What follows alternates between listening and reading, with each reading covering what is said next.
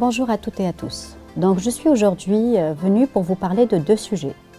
Le premier sujet, je vais traiter de l'ouvrage Kids Marketing. Le deuxième sujet, je vais parler de l'atelier que nous allons co-présenter avec Senel Mouldi lors des TDA. Donc, l'ouvrage Kids Marketing est un ouvrage qui vient de paraître en octobre 2021 dans les éditions EMS.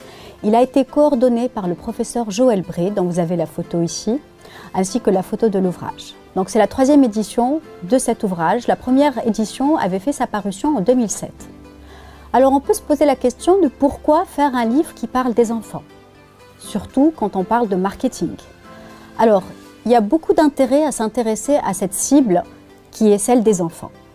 Premier intérêt, c'est une cible qui est de plus en plus intéressante dans le sens où on peut parler d'indépendance financière. En effet, de plus en plus d'enfants ont de l'argent de poche, de plus en plus d'enfants ont une carte de crédit.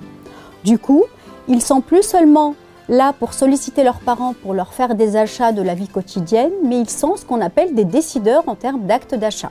Donc un enfant, il a son argent de poche, il a son autonomie financière, il va se rendre chez l'épicier ou chez le marchand du coin pour acheter son goûter ou des petits gâteaux ou ce qu'il veut.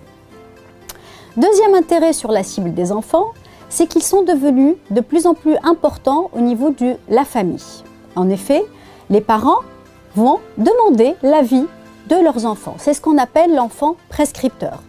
Je vais vous donner des exemples. Donc, ça peut être par exemple pour les achats impliquant pour l'enfant comme sa tenue vestimentaire, donc il pourrait donner son avis, dire à sa maman ou à son papa « je voudrais acheter tel ou tel article », mais il pourrait même intervenir sur des achats plus impliquants pour la famille en elle-même. Par exemple, l'achat d'une voiture.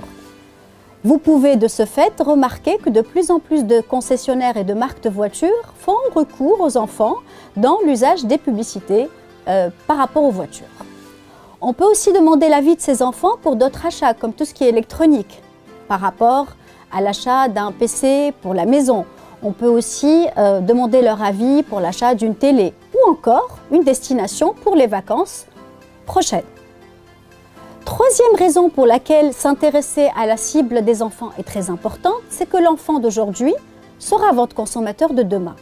Et ça, les marques l'ont très bien compris. Donc de plus en plus de marques sollicitent et impliquent les enfants au niveau de leur stratégie marketing et plus exactement au niveau de leur stratégie publicitaire. Donc cet ouvrage est un ouvrage où 18 contributeurs parlent de différents sujets comme l'alimentation des enfants, comme le packaging aussi. En effet, on parle de ludo-packaging quand on s'adresse aux enfants.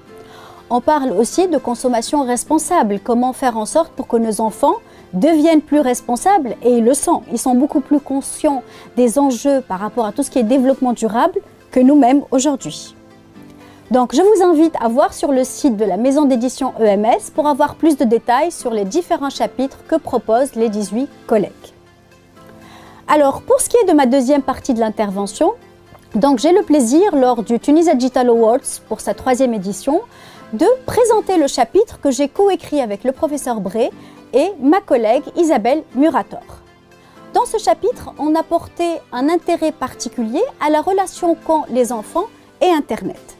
Donc, dans le cadre de notre atelier avec Senel Mouldi, nous allons essayer de débattre avec les professionnels qui seront présents lors des journées de pourquoi et comment Internet peut être intéressant pour les marketeurs. Alors, c'est quelque chose qui est intrigant dans la mesure où c'est une arme à double tranchant. Donc, pour les marques communiquer sur Internet par rapport à la cible enfant, ça peut être intéressant, mais il faut le faire avec parcimonie. Un enfant est sensible à tout ce qui est réseaux sociaux, par exemple, sachant qu'il ne doit pas être sur les réseaux sociaux. Donc, on va s'intéresser au côté éthique, on va s'intéresser au côté positif, mais aussi au côté négatif de l'Internet. Donc, voilà un petit peu sur quoi va porter notre atelier lors du Tunisia Digital Awards. Donc, soyez nombreux et assistez à cet atelier où on va vous dire beaucoup de choses sur la relation entre Internet et les enfants.